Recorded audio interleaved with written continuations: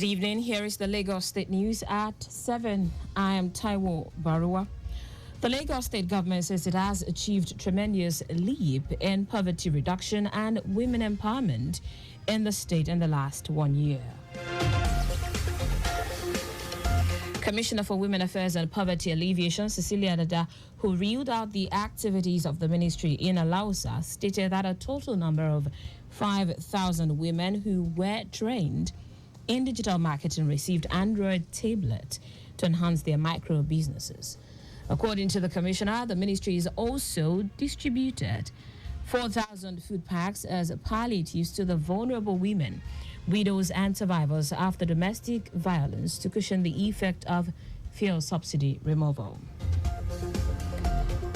On more achievement, Dada said 17,200 women have from the 20 local government and 37 local council development areas of the state received free medical screening, while free sanitary pads and other sanitary materials were given to 6,000 women and girls to reduce period poverty during World Hygiene Day.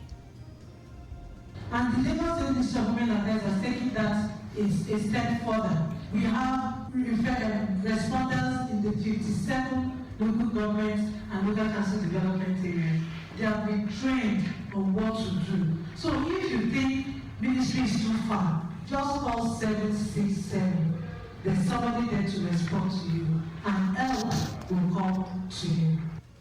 Dada, who said 70 men and 592 women reported domestic and gender-based violence against them, urged victims to always speak up to avoid falling into depression. The commissioner hinted that the ministry is currently working on the construction of domestic violence survivor shelter located at Agidingbi, Ikeja, which will accommodate 100 women when completed from a period of 3 months. Stakeholders in the education sector have gathered in Lagos to address the need for schools' curriculum reform for economic growth in Nigeria. The program was at the instance of the Lagos State Ministry of Basic and Secondary Education in conjunction with Nigeria Educational Research and Development Council, NERDC, for the 2024 convocation of Network of Education Services Center in Nigeria, NASCN. Stakeholders at the event said the program would engender curriculum reform using technology for educational learnings. Executive Secretary of the NERDC, Ismail Junaidu, said the theme for the reform, repositioning education, innovation and service centers to address trends and on curriculum reform for economic growth in Nigeria, was apt as it would create a roadmap for development and delivery. Junaidu said the education sector must adapt to meet the 21st century skills, noting that innovation and technology must be integrated fully to foster a culture of entrepreneurship. Commissioner for Basic and Secondary Education, Jamiu Ali Balogun, who was represented by the Permanent Secretary, Abayomi Abolaji, harped on the need to prioritize curriculum reform and for stakeholders to work together with government to support the sector to drive economic growth for a brighter future. Present at the event were officials from Borno, Yobe, Jigawa, Plateau, Ondo, Ekiti, Lagos State, and the Federal Capital Territory, among other representatives.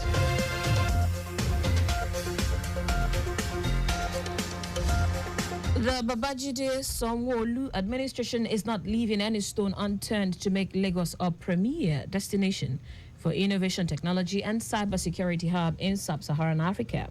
Speaking during the ministerial press briefing, Commissioner for Innovation, Science and Technology, Tuboso Alake, stated that the state has a high compliance with global standards under the Nigeria Data Protection Act to make the state digitally secured. Alake said with the Lagos Innovation Bill in view, the state aims to be a disputed innovation leader, hence its introduction. The commissioner hinted that over 6 million Lagos residents have been captured so far under the Lagos State Identity Card Project LAG ID by the Lagos State Resident Registration Agency, LASRA, out of which over 3 million are adults and over 2 million are children.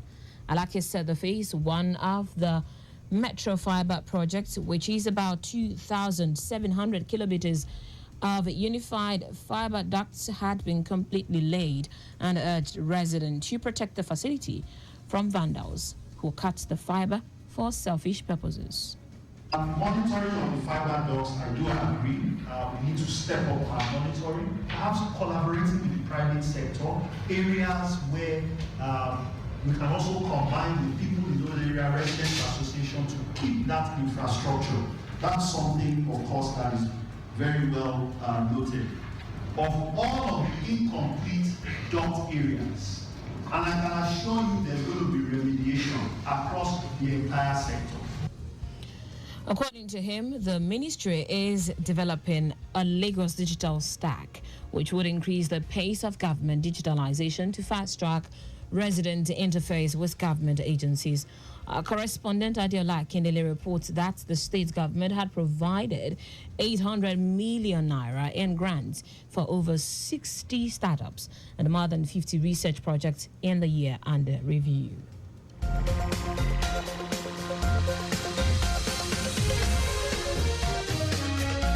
Staff of Lagos Traffic Radio 96.1 FM have expressed satisfaction and gratitude to the Lagos State Governor Babajide Sanwo-Olu for donating Onje-Eko food palliatives, which helps in reducing economic burden on Lagosians.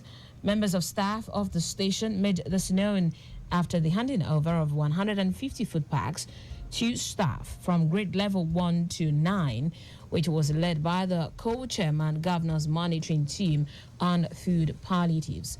The staff as well commended the state government for always prioritizing the welfare of the residents in the state.